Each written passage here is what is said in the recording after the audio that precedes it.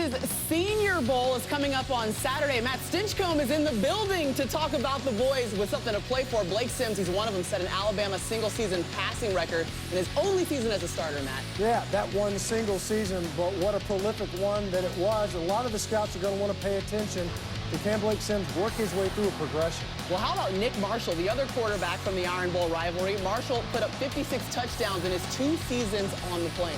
Unbelievable runner as a quarterback, but also developed some passing ability. Won't matter because he's working out as a cornerback. Oh, we played quarterback in the Senior Bowl, but how about Missouri defensive end Marcus Golden? He'll be in the Senior Bowl, and Golden was opposite Defensive Player of the Year Shane Ray, but still finished 4th in the conference in sacks. A lot of eyes on Marcus Golden. We've seen great defensive ends come out of the Missouri defensive front before.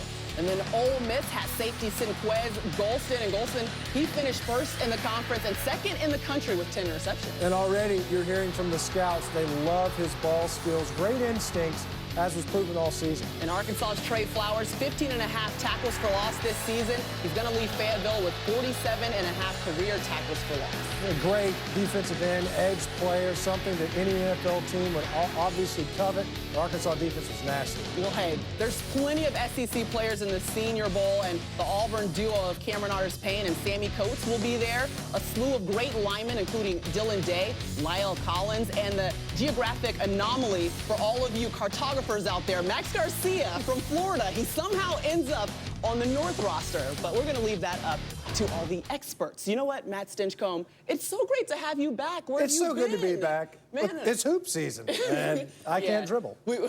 He can't. He's very tall. No ball skills. The ball skills are horrible. That's why you're an offensive lineman. So true. Okay, so the Senior Bowl is coming up. Who do you think could have the most to prove, or the draft stock that could improve the most with this game? Well, the most to prove, I think, would be Blake Sims, the quarterback out of Alabama. You know, they were so centric on Amari Cooper in their passing game, and why wouldn't you be? Because he's such an outstanding talent at the wide receiver position.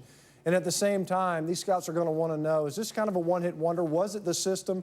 Was he too reliant on his offensive coordinator in Lane Kiffin, and also too focused on what was an outsized talent at the wide receiver position? But a guy that I think can make a lot of strides is the one that's actually making the biggest change, and it's Nick Marshall, going from a quarterback position to cornerback. And they've already mentioned that he does look instinctive. Obviously, he's not overly natural. He hasn't been playing that position. He's been at the quarterback spot.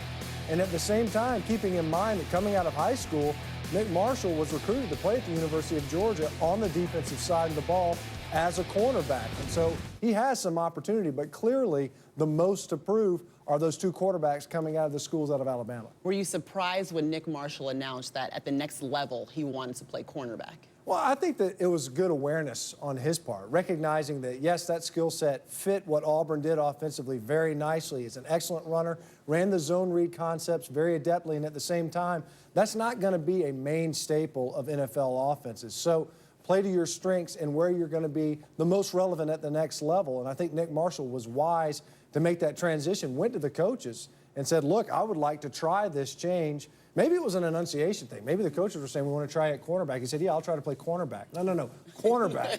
Either way, he ends up on the defensive side of the ball, and I think that was a wise decision on his part. Well, what about a guy like, say, Sammy Coates? He is a senior, and they've already had some great reviews of him in the way that he's already changed his body as he's making the transition to the next level. What do you think is something that he can show scouts in a matchup like this?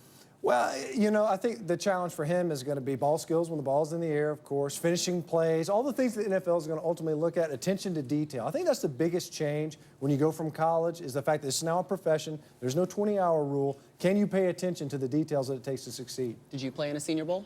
I did not. I was invited, but I You were like, I'm too good. I'm a first rounder, no doubt. No, I don't know about all that. Stinch left the Reese's at home, and he was still a first rounder, just so you know.